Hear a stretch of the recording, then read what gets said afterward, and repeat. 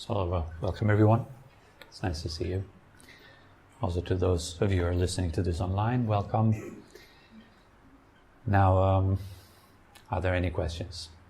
Anything that's of interest to you, that's important for you, that you would like to discuss?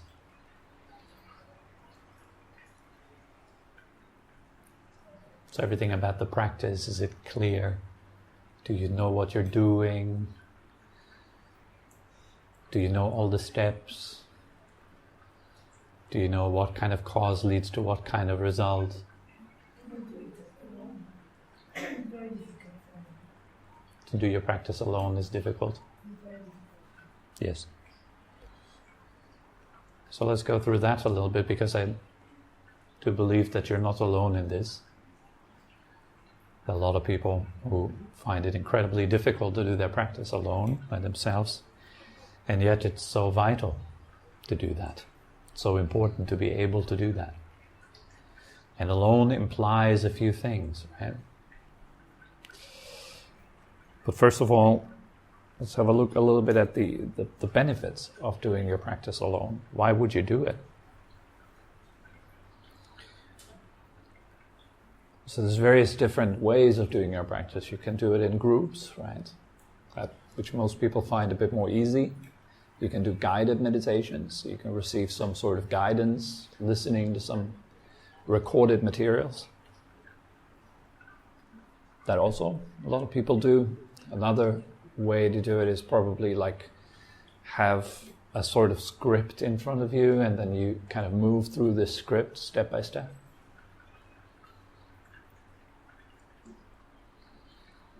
And all those methods, they are good. They're not bad or anything like that. It becomes, maybe bad is a bit of a strong word, maybe unskillful is better. Like, it might become unskillful if you depend your practice on a group setting or a recording, or some guided apps or something like that. And it's very tempting. A lot of people do that. It's much easier. You don't have to kind of remember the steps. You don't have to learn. You don't have to grow. You can conveniently stay in your comfort zone. You're being guided. When meditation is about learning how to guide yourself, mostly. And you can't learn how to guide yourself if you never guide yourself.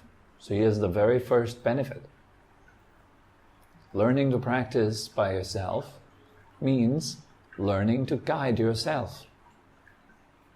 So many people these days talk about empowerment, authenticity. There it is. That is empowerment. Guided meditation is not empowerment. It is also not empowering, as many people would maybe post. Wow, that was such an empowering meditation. Not really. You haven't done anything by yourself. Most of the work has been done by the person that has been guiding you. Well, that's why it's so easy and so comfortable, right? And so what is that good for? What are guided meditations good for? What is this a group good for? Well, it's good, for example, to teach you how to guide yourself. That's what it's good for. So you come here to such a group gathering, and then you learn a certain technique, and you can ask your questions, and then you can take them home with you. And then you can use that input and try to make it work. And in that process, you will be confronted with difficulty. It'll be super difficult. You'll be confronted with chaos. You'll be confronted with your own chaotic actions. You'll be confronted with the many ways in which you harm yourself. Because meditation means benefiting yourself. And so having an aversion to that in some way, saying like, okay, I'd rather prefer to go outside or do this or that, or kind of distract myself in many ways, rather than kind of sitting with myself calmly, it says something about you, doesn't it? I'd rather distract myself than actually let myself come to rest. I'd rather keep myself busy, avoiding myself, than facing myself. Here are two benefits. You could face yourself.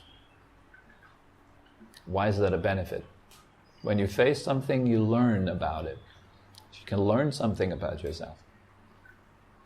And in what context would you learn something about yourself? In the most important context in anyone's life, which is the context of suffering and release from suffering. That is what moves everybody. All the time. That's why we move our bodies every now and then. Some people more, some less. It's why we move our minds all the time. We're trying to find a solution to suffering, to problems. If everything would be fine, there would be far less need for all kinds of actions that are taken by people. You'd be just at ease. You'd just be happy. You'd be quite fine with yourself. So sitting by yourself, with yourself at home would be preferable. There's no much issues going on. You're comfortable with yourself. The more uncomfortable we are with ourselves, the more we have to run out and do things and distract ourselves. So here's another benefit. You could learn to be comfortable with yourself. So you wouldn't need a lot of things or people or events or substances, or whatever it is, to kind of distract from your discomfort. It's not really giving you comfort. If it would, then the more you'd consume, the more comfortable you should be getting. That would be the simple logic of that. But it gives us discomfort instead, because the more we consume, the more uncomfortable we actually become. Think of food, sex, anything. The more of it, the more uncomfortable. The more it depletes you, the more it drains you. So learning how to be comfortable with yourself is really a path of letting go. It's not so much a path of adding on. Not at all, actually. Being comfortable with yourself means letting all that fall away, which keeps you in discomfort. And that is a big benefit.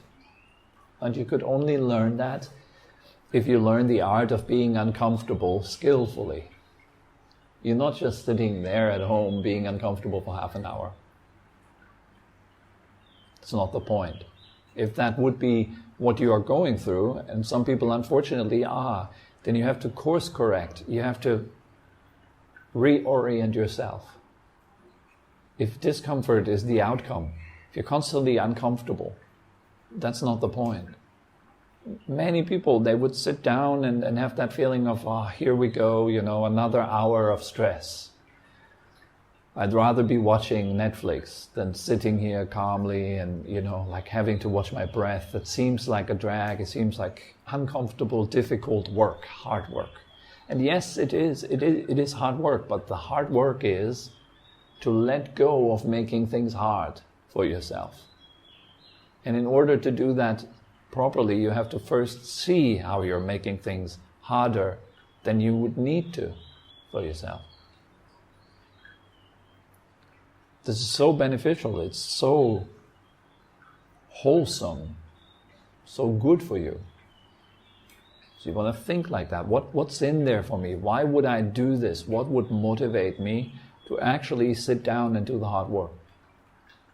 Another thing is, this is one of my personal favorites, it's the prospect of deeper forms of happiness, bliss, health, freedom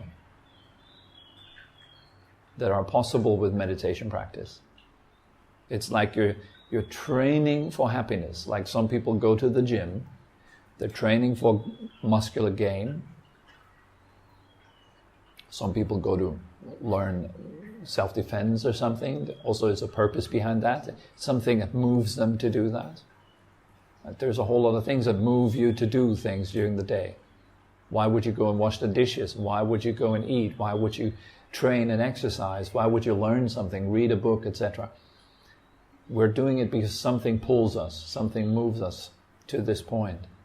So what is it that could move you to the meditation practice? For me personally, it's the prospect of greater happiness.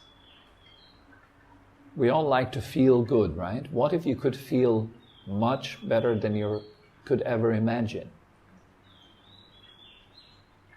What if there was no emotional tension within you? Be totally at ease and relaxed. What if you could be at ease no matter what happens? That's a big one too. I call that safety, being safe. Because, problems are coming for you, for all of us. Illness, old age, death, loss, losing your loved ones. Particularly for those of you who are in a relationship, consider that. If you're in love with someone, consider you will lose them. Losing your health. Are you ready for that? Would you be ready to lose a leg, an arm, your eyesight, your hearing?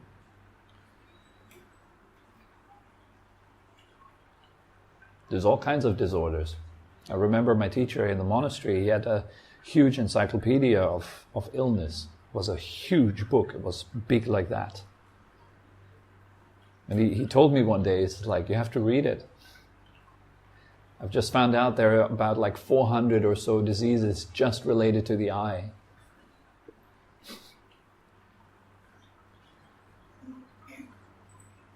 Like feeling safe is an illusion. You're not safe. Not at all. Your body is not safe. Your mind is not safe. Your emotions are not safe. None of that is safe. Any tragedy, any problem could strike any moment. You could get that dreaded call, Who knows if you go and come back home? I do hope we all get back home, Or go to bed tonight and wake up next day. It's not a guarantee, even though we treat it as if it was a guarantee. It's not. And only when you really start feeling that, urgency arises in you. You feel like, I don't want to waste time. And for some people that then means that they turn their attention massively outward to try to fill in all the things that they want to still fill in. Like, I want to still travel, I want to still do this, I want to still, do drugs, do this, do that. Many people have these ideas. Oh my God, if I were to die today, then I still have this list, I still need to work it off, the bucket list or something. It's not going to help. It'll only give you further stress. What will help, though, is if you have found an end of stress within yourself. So no matter what happens, whether loss or any kind of problems come to you, you're well prepared and they don't hit you, they don't collide with you because you're at ease. You're truly at ease. You become like space on the inside. How can you hit space? Nothing can collide with space. So if your mind is like space, your emotional body becomes like space. That is joyful. It is a very nice state to be in. Things cannot hit you anymore. It doesn't mean that you become cold and kind of distant from everything. It's not the case. In fact, you get closer to everything. It's a funny thing. Because that sense of self becomes smaller, a sense of unity becomes greater. The bigger the sense of self, the more the sense of separation, right? And we can feed our sense of self with many things, like an ideology, You define your sense of self by that ideology, and then you start to defend it, and you build yourself, and you don't want the walls of your ideology to break down, so you kind of become vulnerable again, so we become super nice, super powerful at constructing this persona out of the ideology. And if someone comes and proves you wrong, it's a tragedy. It's like people can't take it. It's really hard to be proved wrong. See that all what you believed in is just a belief. It's disappointing. It's not disappointing if you found something that transcends all that stuff. Something that is more solid, more stable, more powerful than all the stuff that is contained in it. Famous example is always the sky. You have the sky, it's filled with many objects. Airplanes, clouds, dust, birds. And yet the sky itself never suffers any of the objects that are in it. It doesn't collide with them. It doesn't have a problem with them. It's space. Space is at ease. And your mind is, in nature, spacious. It's open. But it usually contracts into objects. It identifies with objects. For example, your body, or thoughts, ideologies, belief systems, etc. The mind contracts into these things. It is owned by those things, consumed by those things. It's not that you are consuming things, it's much more that things are consuming you.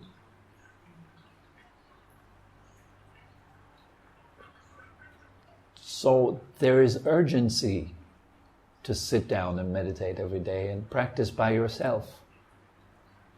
And particularly it's good if you're confronted with resistance and suffering and stress and you don't really want to do it.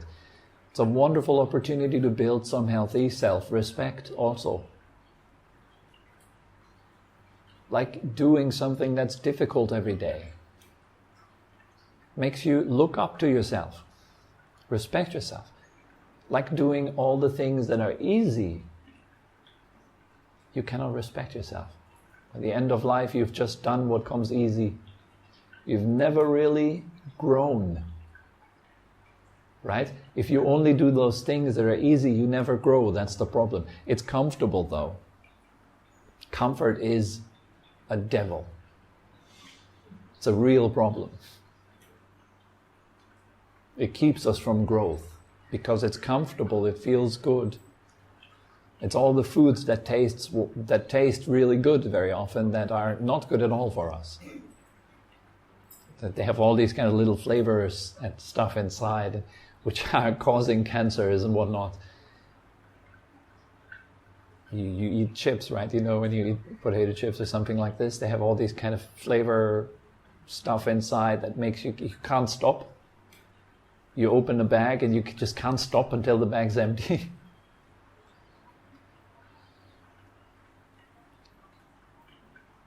That's not necessarily good for us. There might be rare moments in life where that actually would be good for you. You just have to relax a little bit and let go of stress and all that. And this might be helpful for some people at some points in life, very rarely, but usually it's not. So the comfort is the same thing. Being comfortable and doing what you prefer to do. You're not on the path. I think it was Ajahn Chah who said, if you still follow your likes and dislikes, you haven't even begun the practice. If you still do what you want to do, what you prefer to do, you haven't started. It is only that you really start to get onto the path when you also do the things that you don't want to do but are good for you. We have to combine that. Things you don't want to do and things that are good for you. Put that together. Sometimes we need to do things that are difficult for us to do, but they're really good for us on the long run. Have that kind of long-term thinking.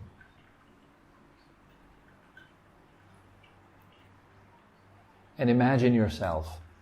Who would you become if you were to do meditation in your own home every day, maybe twice, maybe one time? Sit down and be with yourself for 30 minutes a day, letting go of stress. Who would you be in a month, 2 months, 3 months, a year? What would happen with you? Do you enjoy sitting here with us in the group? Is it nice to meditate? Sometimes out, sometimes nice. Yes. Release is always nice. If you let go of stress, it's nice. If you have a full bladder and you go to pee, it's nice to pee. Right? Release, it's release. Letting go. Oh, it's Friday. That's release. Don't you notice? Every form of happiness that you ever got to know is only ever release from suffering. There's not one single happiness that is added to your life. Happiness always arises when a problem ends. Any type of problem, whether it's hunger and you get some food, then it's nice. The more hungry you are, the nicer the relief. Finally I can eat. So what if you be working on that, particularly on release, every day, and you become more and more open, more and more soft, more and more safe inside. So not only a small breeze can kind of blow you off your feet, but it takes a massive storm to shake you up a little bit. You've progressed. You've become strong.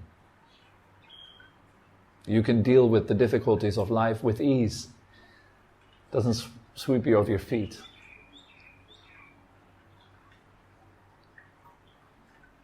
Think of the many things that sweep you off your feet right now, and how easy it would be to break you. Small things need to happen in your life and we fall into deep holes. All of us are. Small things. Takes a small change and we collapse. All the air goes out. Like it takes a small needle to pop a big balloon.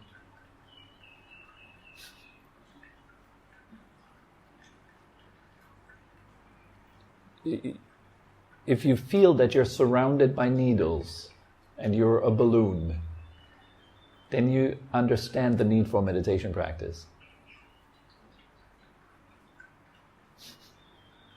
If you have that kind of feeling like, man, I shouldn't be wasting my time for stuff that hurts me on the long run.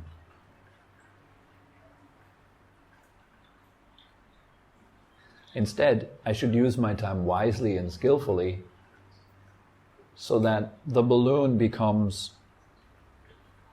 space.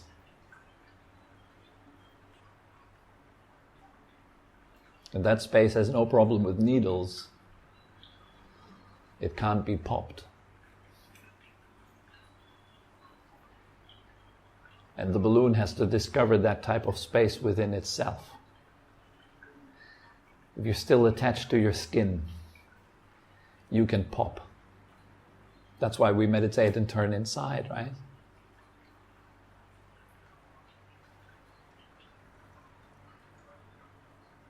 Think about that. You're sitting. That's that example that Eckhart Tolle gave in his book, I think, was it Power of Now or so? In the beginning, he tells this story of the beggar who sits on the box for many years, like 20 years or so. He sits on a box every day. He brings out his box, he sits down on the box, and he begs for money. But one day, like some guy comes by and he sees him sit there every day, and so he asks him one day, it's like, I see you put out that box every morning and sit down on it. What's in the box? And the beggar says, well, I've never really looked. My uncle gave it to me when he passed away, and I've used it as a comfy chair. Since then, when I was kicked out of my house, I just use it as a seat. And so the guy tells him, now, open it up, have a look inside. Who knows what's in it? And so the beggar's like, all right, and he takes out his key and he opens the box, and to his great surprise, it's full of gold and diamonds. We are like that. Here's another reason why we should meditate and open the box. Because we're sitting on a powerhouse and we're not using it. We're sitting on happiness and we still pretend we don't have it. It's a joke. And you can of course only find it if you stop looking and stop begging for it. You have to open the box on which you're sitting. You can only do that by yourself. So it's in your hands. You guide yourself now. You are parenting yourself now. Parents are gone for many of us, right? We don't have parents, or our parents are still there, but we're old enough, quote unquote, to live our life. Is that really the case? Am I truly old enough in there, in my heart? Am I making good decisions for myself? Do I keep myself from harming myself? And do I do the things which are good for me? Not really. There's a whole lot of tendencies where I could do better. And realizing that is the first step to a good solid practice. So I end the session with a little advice for those of you who have difficulty doing meditation every day. Start with very small numbers. Cheat. Sit down for 2 minutes morning, 2 minutes evening. You can do that. Anyone can do that. Make it 2-3 minutes. Put the timer on 3 minutes. If you're enjoying yourself, ignore the timer when it goes off and just keep sitting there. Do the practice. That kind of gets you started, gets the ball rolling. Then add on, every week add on a minute, 2 minutes, 3 minutes. Before you know it, you're up at 30 minutes, 20 minutes, 45 minutes, an hour. And you have something inside of your life that's wonderful for you. It's good for you. Okay? So yeah, that's all that came to mind for today. I hope it was useful and beneficial in some ways and motivated you a little bit to integrate a solid practice for yourself. Thank you very much for coming and have a nice week.